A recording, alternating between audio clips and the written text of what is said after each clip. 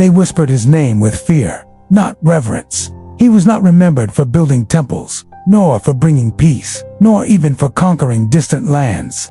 Instead, he was remembered for one act, so monstrous that even centuries later, scribes struggled to write it down.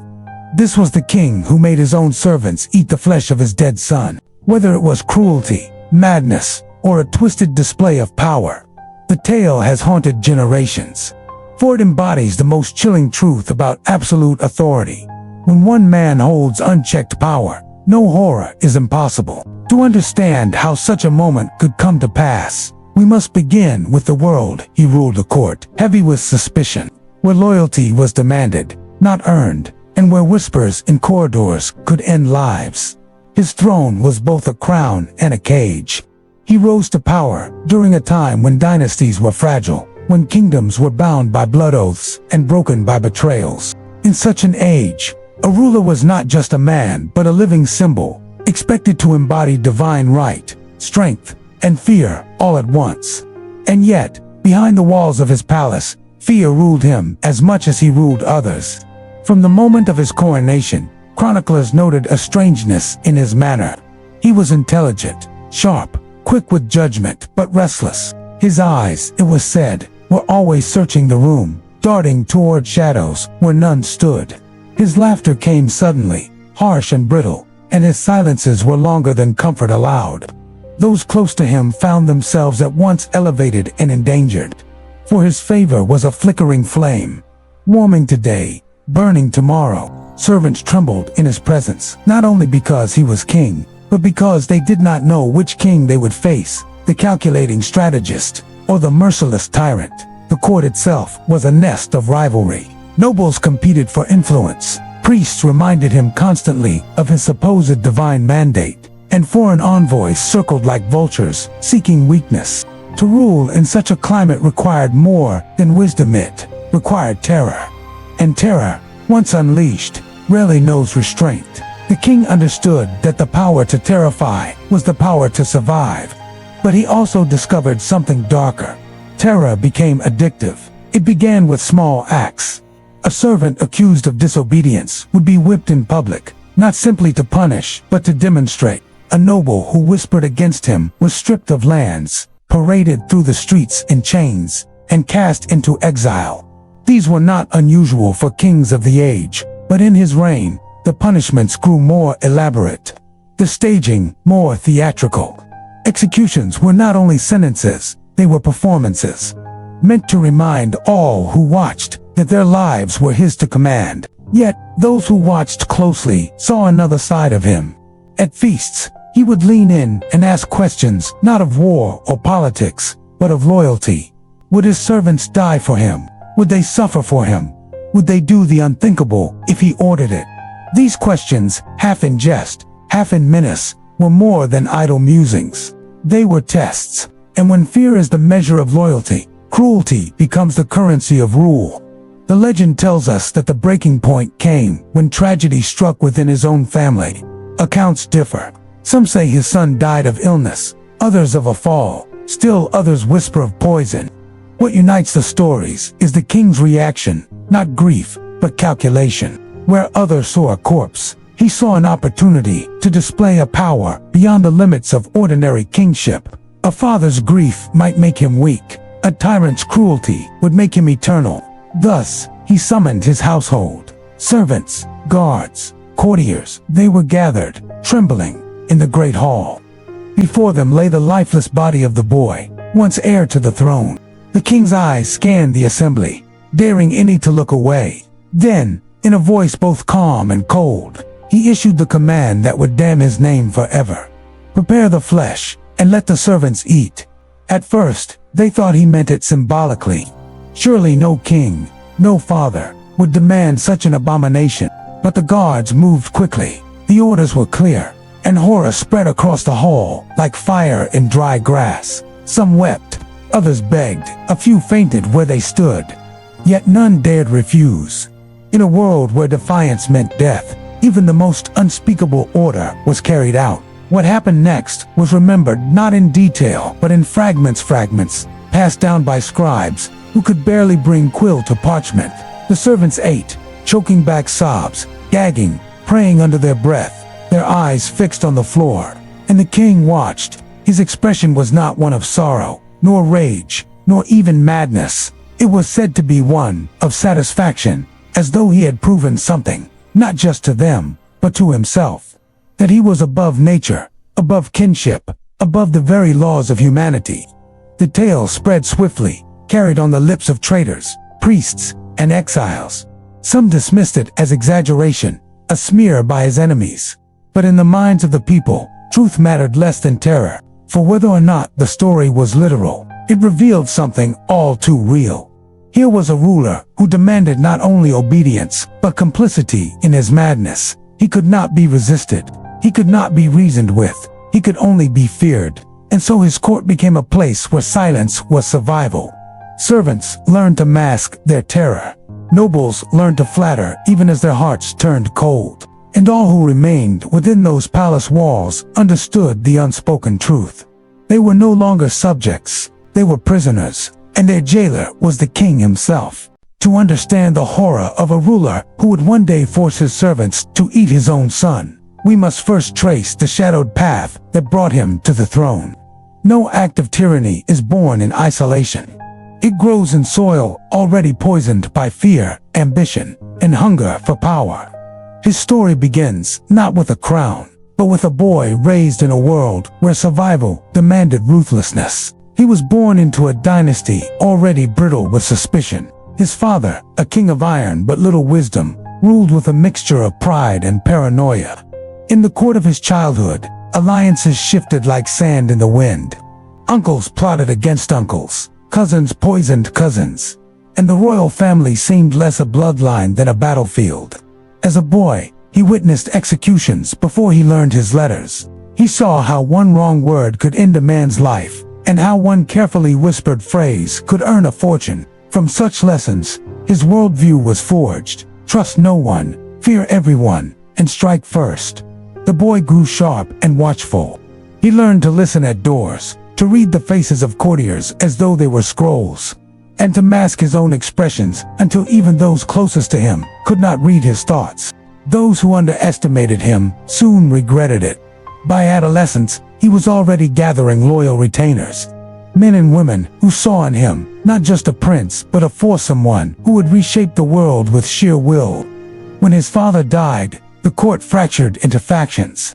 Brothers quarreled over succession, generals pledged loyalty only to themselves, and foreign powers sent envoys with daggers hidden behind smiles. Into this chaos stepped the young heir. He did not wait for consensus. He did not plead his case before the nobles.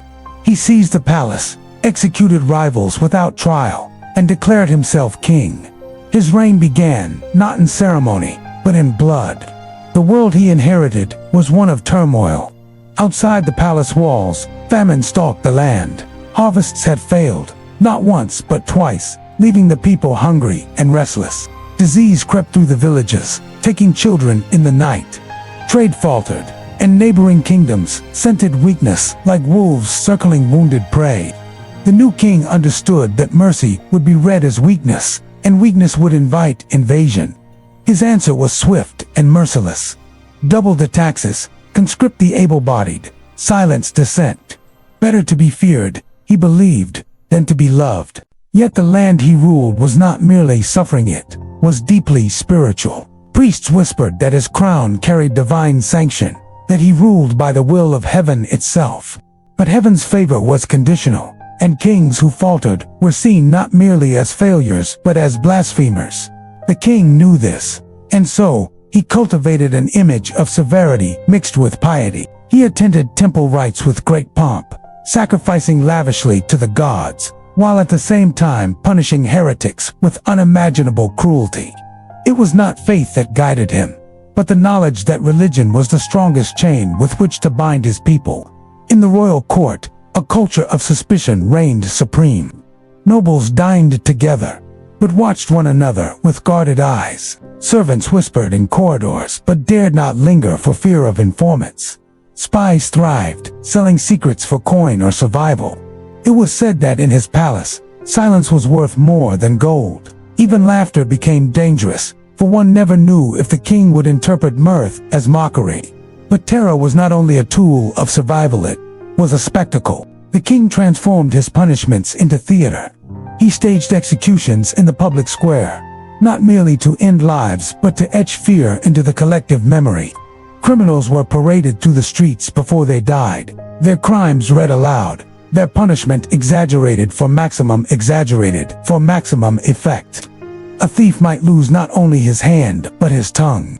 A conspirator might be burned alive with his family forced to watch. Every punishment was a message, and the message was always the same: disobedience will not be tolerated. Even so, the seeds of paranoia grew within him. For all his power, he could not silence the gnawing fear that his own family, his own court, might turn against him. He remembered too well the betrayals of his childhood, the daggers hidden in the smiles of kin. He trusted no one, not advisors, not guards, not even his own blood. It is here that the cruelty of his later years begins to take shape. A ruler who sees betrayal everywhere cannot help but test loyalty in ways more perverse with each passing year. And what of the people? They suffered under his rule, yet they endured. They had endured famine before. They had endured cruelty from other kings. But what set this reign apart was the atmosphere, the suffocating sense that their ruler was not merely harsh but unhinged. Rumors spread of his moods, that he laughed at funerals, that he conversed with shadows, that he dreamed of wars not yet fought. The more bizarre the rumor, the more it was believed. For in a reign of fear, nothing seems impossible. Foreign envoys recorded their impressions with unease. Some described him as brilliant, a tactician whose mind worked faster than any general's. Others described him as unpredictable, a man who shifted from hospitality to violence in a heartbeat. One envoy claimed he witnessed the king slaughter a servant at a banquet simply for dropping a goblet. Another wrote that the king would test loyalty by demanding impossible tasks, and those who failed would vanish. Whether these accounts are exaggerations or not, they fed the legend that would grow around him, a legend culminating in the story of his son. The world he ruled was thus one of contradictions.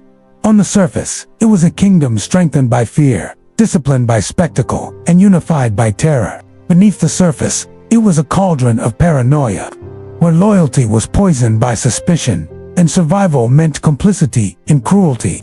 It was a kingdom already half mad, ruled by a king who believed himself chosen by heaven, but feared he was cursed by hell. And it was in this world, in this palace of silence and spectacle, that tragedy struck. The death of his son, whether by fate, accident, or design, did not merely wound him as a father. It shattered the fragile mask he had worn as a king.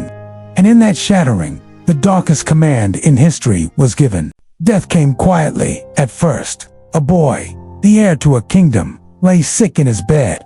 Some chroniclers claim it was fever, the kind that swept through palaces as mercilessly as it did through peasant huts. Others whisper of poison, delivered by a rival faction, or perhaps by the king himself, in a fit of paranoia. And still others insist the boy fell from a height in a tragic accident, the kind that might have claimed any child. Whatever the truth, the result was the same. The prince was dead. For most fathers, grief is a private wound. For kings, it becomes public theater. But this king was not like most. Those who served in the palace noted that his grief was strange. There were no tears, no wails, no quiet nights spent in mourning. Instead, he walked the halls with an intensity that unsettled all who crossed him. His eyes glimmered not with sorrow, but with something darker, an idea forming, a resolve hardening. The boy's body was laid out in the Hall of Ancestors, draped in silks, as priests murmured prayers. Servants lit lamps, nobles offered condolences, and whispers filled the air. Some hoped the king would be softened by tragedy, that grief might humble the tyrant. But others, those who knew him best, feared the opposite, that the boy's death would unhinge him entirely. They were not wrong. The king summoned his household, the guards, the cooks, the chamberlains, the maids. He commanded them to gather in the great hall. The nobles followed, trembling at the summons. They entered and saw before them not only the boy's body, but the king himself, standing tall, his expression unreadable. Silence spread through the chamber like smoke. Then he spoke. His voice was steady, deliberate. He declared that the death of his son was not an end, but a test. A test of loyalty, a test of obedience. The gods, he said, demanded proof that those closest to him were not merely subjects, but extensions of his will. And to prove it, they would eat. At first, confusion rippled through the assembly. Surely he did not mean what he seemed to mean. Surely this was metaphor, ritual, symbolism. But the king's eyes gave no hint of jest. His words were as cold as stone. Prepare the flesh. Feed it to the servants. What followed was a descent into horror. The guards, bound by oath, carried the body away. In the kitchens, silence reigned as knives were drawn, as fire was stoked. The cook's hands trembled so violently they could barely hold their blades. Some wept openly as they obeyed, but none dared refuse.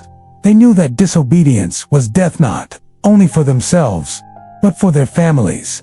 The king had demanded the unthinkable, and so the unthinkable was done. When the dishes were carried back into the hall, the smell was faint but unmistakable. Servants staggered, nobles turned pale, priests clutched their beads. The king, seated at the head of the table, gestured calmly. The feast, he said, would begin. The servants were the first to be forced forward. They trembled, their faces slick with sweat, their bodies rigid with terror. Some fell to their knees, begging for mercy. Others stood frozen, unable to move. The guards seized them, pressing the food to their lips. Some gagged, some vomited, some fainted. But all, one way or another, were made to eat. Witnesses described the scene as unbearable. The sound of retching filled the hall, mingled with sobs and the king's measured commands. He watched closely, his gaze fixed on each servant as though weighing their loyalty with every bite. He spoke little, but his silence was more terrifying than words. He needed no outburst, no theatrics. His very composure was a weapon. What makes this story so enduring is not merely the act itself, but what it revealed about power. This was no punishment for a crime. This was no ritual with divine sanction. This was cruelty for its own sake. Cruelty weaponized into a spectacle of control. By forcing his servants to partake in this act, he bound them not only in obedience, but in complicity.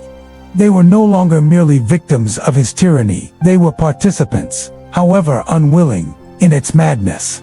And that was the genius of his cruelty. For once a man has committed the unthinkable at his master's command, how can he ever turn against him? To do so would be to admit his own shame, his own guilt. Better, perhaps, to remain silent, to continue serving, to bury the memory deep within. In this way, the king did not merely terrify his household, he corrupted them. But terror has a way of spreading beyond its intended circle.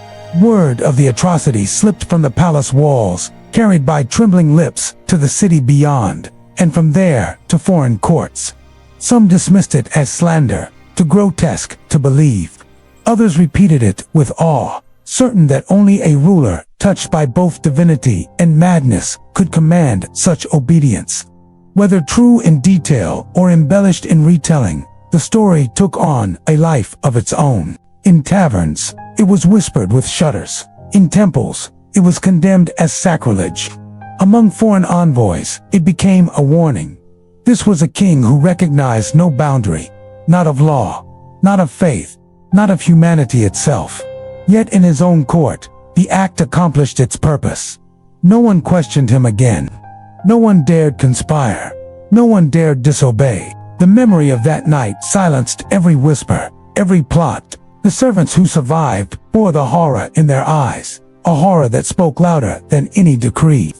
The boy, the heir, was gone. But in his death, the king had carved his legacy into the flesh of his people. He had proven that power was not merely the right to command it, was the right to desecrate, to destroy, to make others complicit in one's madness. He had elevated cruelty into an art form, a language by which he ruled. And so, while the boy's body lay in ashes, the king's legend grew. A legend not of greatness, but of fear. For when history remembers a ruler, not for what he built, but for what he destroyed, that ruler has transcended mortality in the darkest way. When the last echoes of that horrific feast faded, a silence heavier than stone descended upon the palace. The servants, who had been forced to consume their master's dead child, staggered away from the hall like shades of the living, their faces hollow, their spirits crushed. Some would never speak again of what they had endured, not even to their closest kin. Others carried the memory as a wound too deep to heal. In their silence, however, lay the true power of the king's act. He had bound them not just with fear, but with guilt. The nobles, too, were transformed. Before the atrocity, they still whispered in corridors, still schemed in corners. Afterward, those whispers died. It was not only fear of punishment, it was recognition of something more terrible. Their ruler was not restrained by human boundaries. If he could do this to his own son, what could he not do to them? Ambition turned to ash in their mouths. For all the wealth and power they had once sought, survival now became the only prize worth pursuing. Yet silence could not hold forever.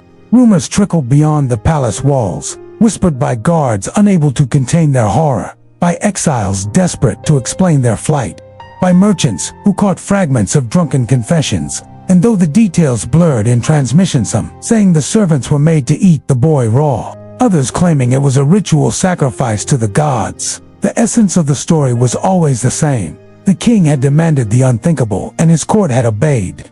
The city reacted first with disbelief, then with dread. In the marketplace, people lowered their voices when his name was spoken. Mothers pulled children close. Fathers shook their heads in despair. Some began to call him not king, but monster, though only in the safety of their homes. The priests, faced with growing unrest, sought to frame the act in divine terms, insisting that the king's will must have been guided by heavenly justice, beyond mortal comprehension. But even among the faithful, unease grew. If the gods approved of such an act, what kind of gods were they? Neighboring kingdoms were quicker to seize upon the tale as propaganda.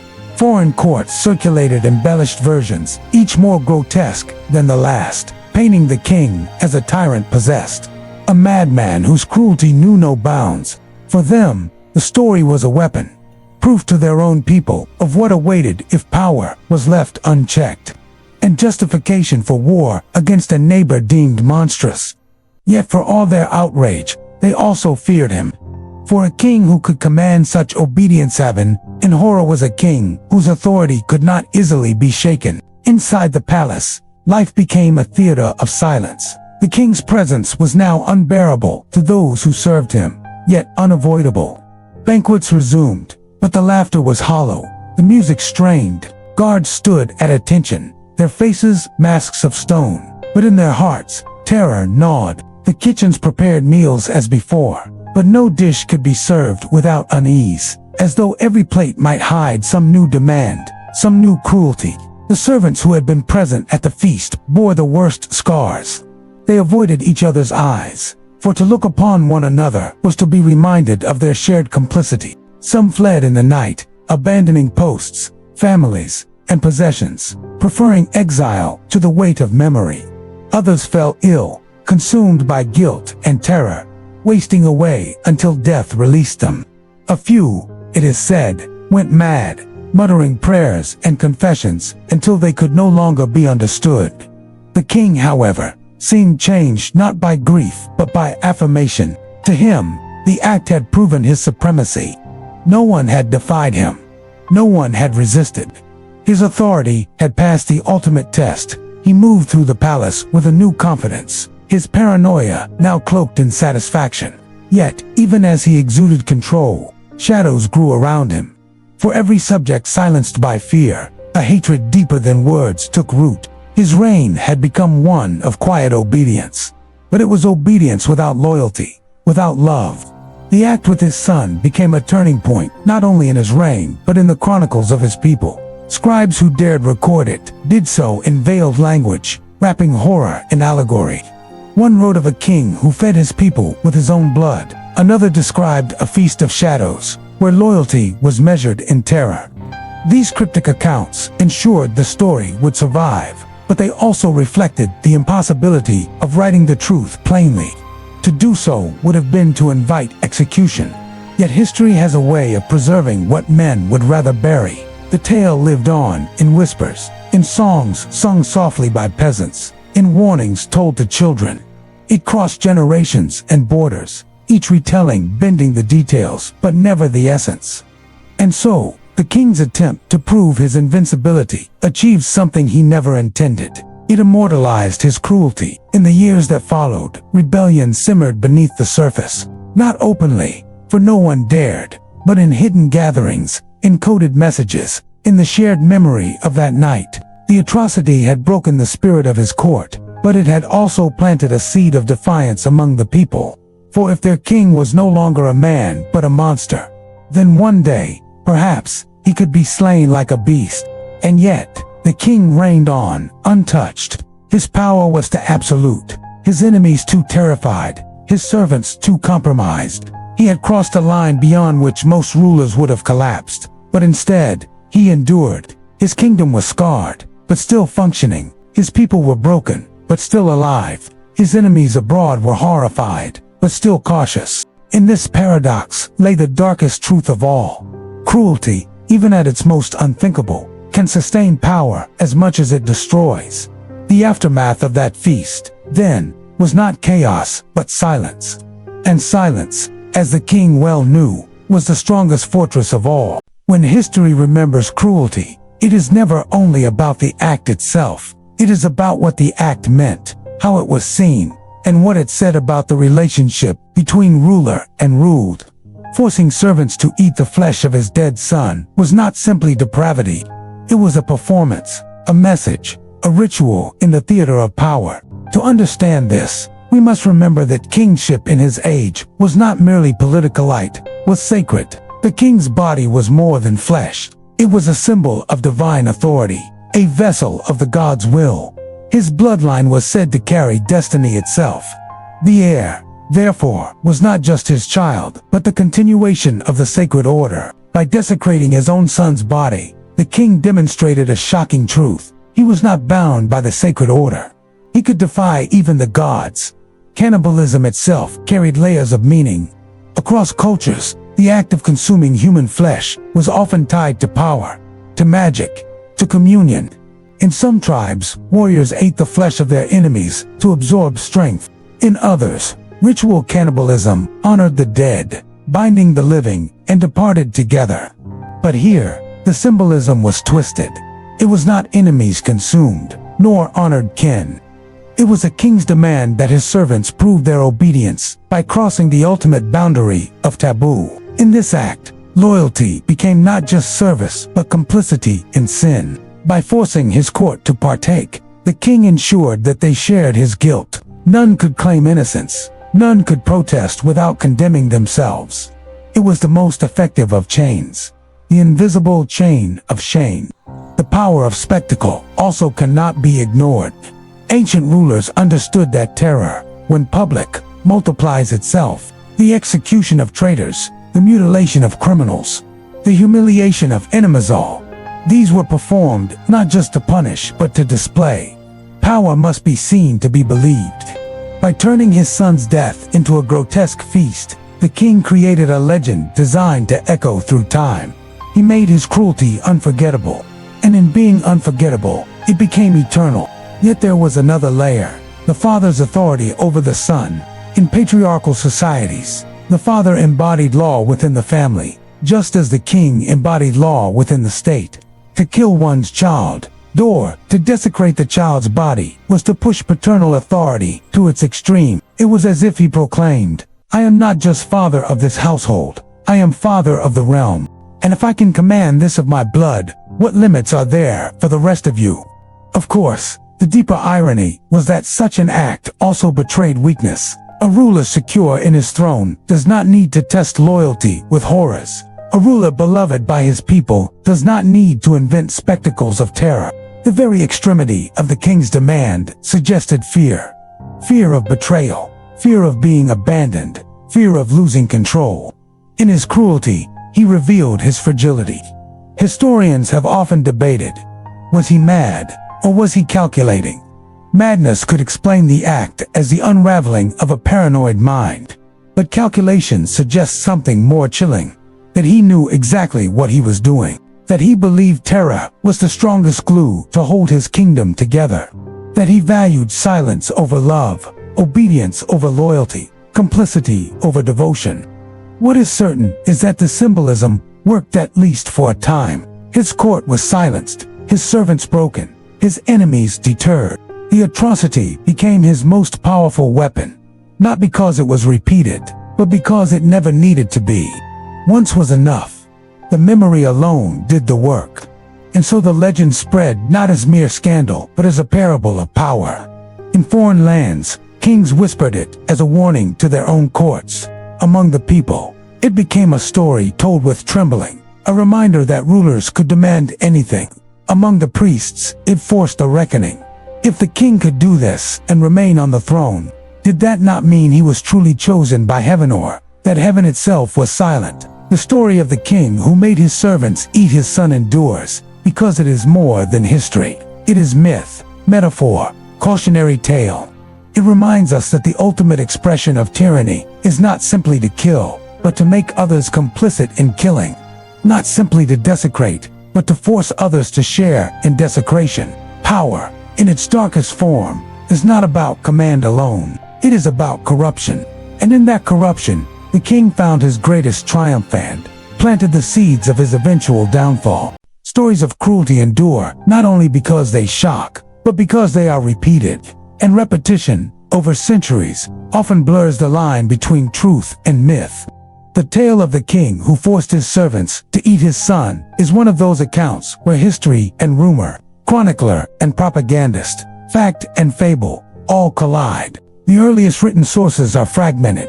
One chronicle, penned by a monk in the decades following the king's death, records the story obliquely. The monk wrote that the ruler tested his household with a feast of abomination, so that none could deny his power. The language is vague, deliberately so, as though even the act of writing it down risked divine wrath. The phrasing leaves room for interpretation. Did the king truly serve human flesh, or was it symbolic, a ritual meal meant to terrify? Another account, from a foreign envoy, is more explicit. This chronicler claimed to have heard directly from palace servants who fled the kingdom. He wrote of a banquet where the prince's body was divided among slaves, and their tears seasoned the meat more than any spice. The detail is lurid, almost literary, leading later historians to suspect exaggeration. Was the envoy recording fact, or was he amplifying scandal for his own political aims? Indeed, foreign powers had every reason to circulate grotesque stories. Demonizing an enemy king made war more palatable, and fearsome tales could serve as propaganda as much as history. By portraying him as a monster, rivals sought to weaken his legitimacy in the eyes of allies and subjects alike. This raises an unsettling possibility. Perhaps the atrocity was exaggerated, or even invented, to tarnish his legacy. And yet, the consistency across sources is striking. From monks to envoys, from poets to peasants' songs, the core remains unchanged. A dead child, a feast, and servants forced to partake. The details differ. Some say the boy was boiled, others roasted, still others claim raw flesh, but the essence is too persistent to dismiss. Even if embellishment crept in, something must have occurred to give birth to such a tale. Modern historians wrestle with this dilemma. Was the atrocity literal, or was it allegorical? Some argue that the feast was metaphorical perhaps. The king forced his servants to swear oaths over the body, or to partake in a ritual meant to symbolize unity with his bloodline. Over time, metaphor may have hardened into literal horror in the retelling. Others maintain that it was entirely literal, pointing to the pattern of escalating cruelty in his reign and the psychological logic of forcing complicity through taboo. The scarcity of reliable records complicates the matter. In his kingdom, scribes wrote under constant fear of reprisal. Few dared record events plainly, and those who did often cloaked their words in allegory. Later chroniclers, writing in safer times or foreign lands, had greater freedom but also greater temptation to exaggerate. Separating what was witnessed from what was invented is nearly impossible. Yet, Even uncertainty reveals truth. Whether or not the servants literally consumed flesh, the fact that contemporaries believed it or feared it enough to record it speaks volumes about the king's reputation. Legends of cruelty rarely attach themselves to just rulers. They take root in soil already fertile with fear. That so many believed he could do this tells us what kind of man he was perceived to be. Not a father, not a protector, but a tyrant, capable of anything. There is also the matter of oral tradition. Among the common people, stories spread through song and whisper. One folk ballad, recorded centuries later, tells of the Feast of Shadows, where masters wept and slaves were broken. Though stripped of specific detail, the ballad preserves the essence of the legend. Oral traditions, unlike chronicles, are not bound by the need for precision. They preserve not what happened, but what people felt, and what they felt was terror. Comparisons with other rulers lend further weight. Across history, tales of cannibalism and desecration often cling to tyrants. Roman sources accuse Caligula of unspeakable feasts. Chronicles of Ivan the Terrible speak of him watching men boiled alive, whether literal or exaggerated. Such stories functioned as moral judgments, branding rulers with the mark of monstrosity. Our king joins this grim lineage. Even if the event was twisted in retelling, it reveals how his reign was remembered, as a reign defined by fear. Thus, historians today speak not only of what may have happened, but of what the story meant. It is less important whether every detail is true than that the story endures. It has outlasted dynasties, carved into memory, not as dry fact, but as living myth. And myths, as every historian knows, can shape the world as much as truth. When the last echoes of that night's terror faded, the kingdom did not return to what it had been before. Acts of cruelty may be momentary, but their consequences live on, shaping years, decades, even centuries. The command that servants eat the king's son did not merely silence a household.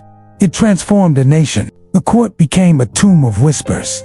Nobles who once schemed for influence now lived only to survive. The bravest of them abandoned ambition, realizing that no throne gained by intrigue was worth sharing a table with a man who could desecrate his own blood. Even the loyal became afraid. Loyalty, after all, had been tested, and in surviving it, they had been stained. To speak out now was to admit their complicity. Thus, the court transformed into a theater of hollow obedience, lavish on the surface, rotten underneath. The servants fared even worse. Many who had eaten could not bear the weight of memory. Some fled into exile, carrying the story with them. Others wasted away in despair. A few, broken in mind, became wandering shadows in the palace halls, muttering of horrors no one dared name. Their very presence was a living reminder of the king's cruelty. To see them was to remember. To remember was to tremble. His family, too, suffered the fracture. Queens, concubines, and surviving children no longer saw the palace as a sanctuary. They knew now that blood was no shield. If a son could be reduced to a meal for servants, then none of them were safe. Fear poisoned their relations. Brothers turned against brothers. Mothers shielded their children in secret. Daughters prayed not for marriage but for invisibility. In the silence of the royal chambers, the family bond once fragile was shattered entirely. Among the people, the story spread in whispers. At first, many dismissed it as impossible. But the persistence of rumor wore away disbelief. If so many repeated it, could it not be true? And if true, what did it mean to live under such a man? Farmers in fields, merchants in markets, soldiers at watch posts, Saul carried the same unspoken dread. Their ruler was no longer bound by the same laws of flesh and faith as they were. He had stepped beyond humanity. He was both feared and cursed. Tax collectors, soldiers, and officials agents of the king found their work poisoned by association. Where once obedience might have been given grudgingly, now it was offered with hatred. People obeyed, but in their hearts, they longed for the day this reign would end. The atrocity had created not loyal subjects, but silent enemies. Neighboring kingdoms seized upon the tale. In their courts, the story was retold with relish. Here was the proof that this ruler was not merely cruel, but mad. Envoys spoke of him as a monster. Poets turned him into a cautionary tale, and generals used his infamy to rally troops. Yet despite the outrage, none dared strike first. For if he could command such obedience within his court, what horrors might he unleash on the battlefield? Thus, the atrocity served as both condemnation and deterrent. He was feared abroad as much as he was hated at home. And what of the king? Far from being broken by grief, he seemed emboldened. In his mind, he had proven the ultimate point. None could defy him. He walked with greater confidence, issued commands with sharper certainty. Yet beneath the surface, paranoia deepened. The more silence surrounded him, the more he wondered what thoughts hid behind it. Obedience was won, but love was lost. And a throne held only by fear is one always at risk of collapse. The longer his reign continued, the more the memory of the feast grew. It was not forgotten with time, it sharpened. Each new punishment, each new cruelty, was seen through its lens. Every execution was measured against that act. Every command carried its shadow. The atrocity had become his signature, and no deed, no war won, no temple built, no law passed could erase it. For years afterward, peasants would mutter, "Better the yoke of any tyrant than the table of this king." Mothers warned their children never to cross his guards, lest they be dragged into horrors unspeakable. Foreign rulers invoked his name when warning their own courts what unchecked power could become. Even centuries later, when his dynasty had crumbled and new rulers sat on his throne, the legend remained. His kingdom could build, rebuild, flourish, but the story endured like a scar that would never fade. The king's reign ended, as all reigns do, but his story did not. His throne was inherited, his dynasty shifted. But the memory of the night when servants were made to eat their master's son became a shadow that stretched across generations. His legacy was not built of monuments or laws, but of whispers, fears, and lessons carved into memory. Among the common people, the atrocity became a tale told in hushed voices. Mothers frightened their children into obedience by warning, "If you disobey, you'll be taken to the feast of the king." It became shorthand for cruelty, a way to explain the inexplicable. Centuries later, peasants in distant villages, who had long forgotten his name still, spoke of the king who fed his son to servants. In these retellings, the details changed. Sometimes the boy was a tyrant, punished by his father. Sometimes the servants willingly partook. But the essence remained. A ruler who crossed the boundary of humanity. Folk ballads painted him as a figure half human, half demonic, like a cautionary symbol of what happens when power defies natural bonds. His name became less history than legend, a character in stories as timeless as the monsters of myth. Priests, caught between condemning the king and preserving the image of divine order, reshaped the narrative into moral allegory. Some claimed the act was a punishment from the gods, a sign that the king's line was cursed. Others argued it was a test imposed by heaven, proof of the dangers of arrogance. Over time, sermons wove the tale into lessons. Fathers must protect sons. Kings must serve their people, and to violate such sacred duties was to invite damnation. In some sects, the atrocity was even reinterpreted as inverted ritual, just as bread and wine symbolized communion. The king's feast was painted as unholy communion, a perverse mirror of sacred rites. Thus, his story was absorbed not only into politics, but into theology, ensuring it lived on whenever priests preached against sin and hubris. For later rulers, the legend became a warning and a weapon. Opponents of tyrants invoked it to illustrate what unchecked power could unleash. Rebellions cited it to justify rising against cruelty. Foreign kings reminded their own courts, better to serve justly than to rule like the one who fed his son to servants.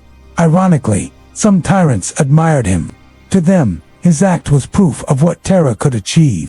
The fact that he had silenced an entire court with a single atrocity became a dark kind of inspiration. Even centuries later, chroniclers record dictators who referenced his cruelty, not as condemnation, but as demonstration of absolute authority. His story thus became a mirror, to some horror, to others, a model. Poets, dramatists, and artists found in the atrocity material too compelling to ignore. Plays were written where the king was cast as tragic, a father driven mad by grief. Epics framed him as villain, a warning of what happens when love is consumed by ambition. Painters rendered the feast in lurid color, canvases filled with terrified servants, and a king watching in grim satisfaction. Even when unnamed, his shadow lingered. The archetype of the king who devours his own child resurfaced in stories across cultures. Some saw echoes of him in myths of Saturn, who devoured his children to prevent being overthrown. Others compared him to Herod, who ordered the slaughter of innocents. Over time, he was woven into a lineage of dark rulers, remembered less for their conquests than for their cruelties. What makes his legacy enduring is not just the atrocity, but the questions it raises. Was he mad or calculating? Was the story literal or exaggerated? What does it mean for humanity that such a tale is even plausible? Each generation that retold his story was less concerned with the man himself than with the moral it conveyed. He became a symbol of tyranny in its purest form, authority that destroys even its own blood to prove dominion. And so his name, once carved on monuments and coins, faded. But his story did not. In the end, he achieved a form of immortality, not the kind kings desire, but the kind they fear. To be remembered forever, not as ruler, but as monster. History does not remember all rulers equally. Some are honored for their victories, others for their wisdom. And then there are those remembered only for their cruelty. The king who forced his servants to eat his son belongs to this last category, and he does not stand alone. Across centuries and continents, tyrants have risen who used horror as a weapon, fear as a tool, cruelty as their legacy. His story, when compared to others, reveals not only his unique monstrosity, but also the grim universality of power abused. The Roman Emperor Caligula reigned only 4 years, but in that short span, he became the embodiment of imperial excess. Chroniclers accused him of humiliating senators, declaring himself a living god, and demanding absolute obedience through grotesque displays. One account claims he ordered priests to sacrifice animals without knives, forcing them to use their teeth instead.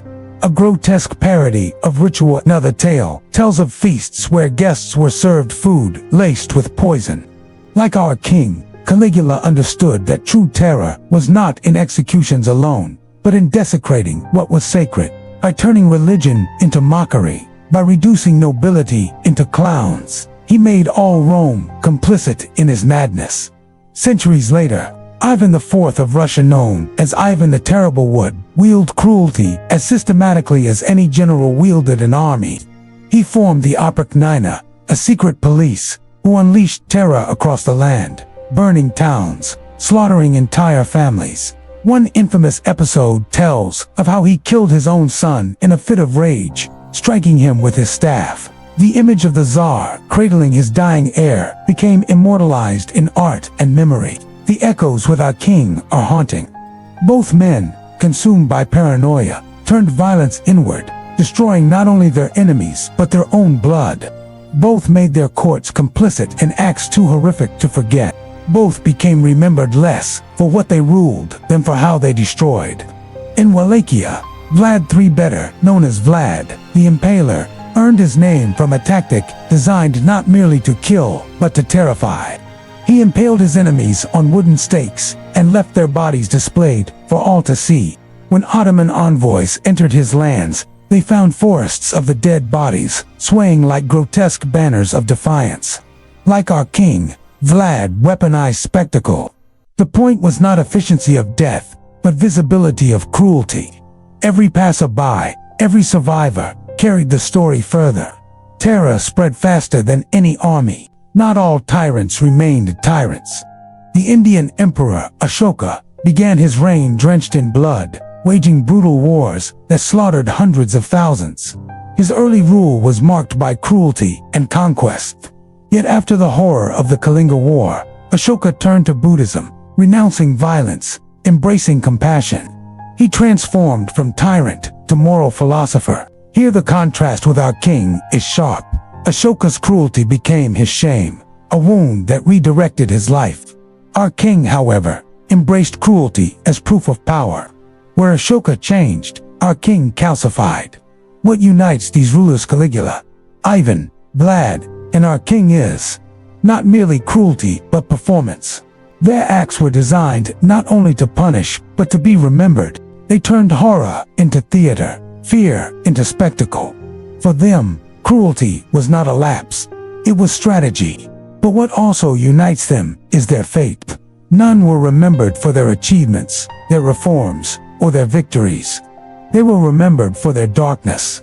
And in this, they achieved a form of immortality, though not the kind they sought. Our king belongs firmly in this lineage. By forcing servants to eat his son, he created a story so grotesque it outlived his dynasty, outlived his kingdom, outlived his name.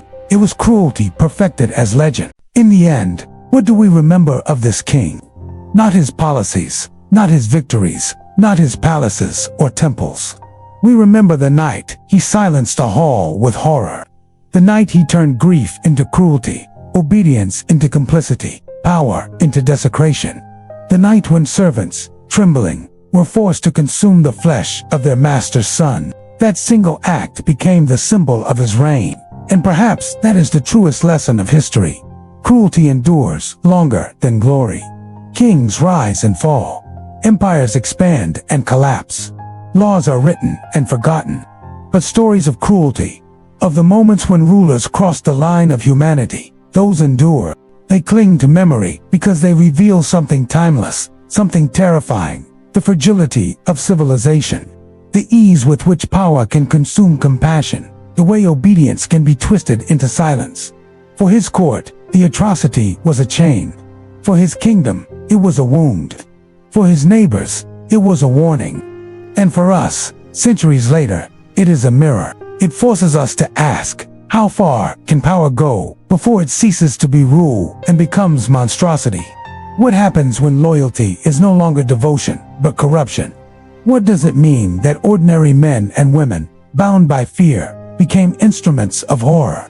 In truth, his story is not unique. We have seen echoes of him across time, in emperors who demanded worship, in czars who murdered their own sons, in tyrants who turned fear into spectacle. He is part of a grim lineage, a reminder that cruelty is not confined to any one culture or age. It is a temptation wherever power is unchecked. But history also teaches something else. Though his reign endured for a time, though fear held his people silent, his legacy is not power, but infamy. His name faded, his dynasty crumbled, his monuments decayed. What survived was the story of his cruelty, retold in whispers, in chronicles, in songs, in sermons. And in that retelling, his power was stripped of its terror and transformed into warning. For every generation that remembered him, his story became less a record of what was and more a lesson of what must never be again. So we end where we began, with a father, a son, and a table. But it is no longer just his story. It is ours. It is the story of how fear can silence conscience, how obedience can twist into complicity, how cruelty, once unleashed, can consume even blood itself. And it is a reminder, whispered across centuries, that no ruler, no matter how mighty, escapes the judgment of memory.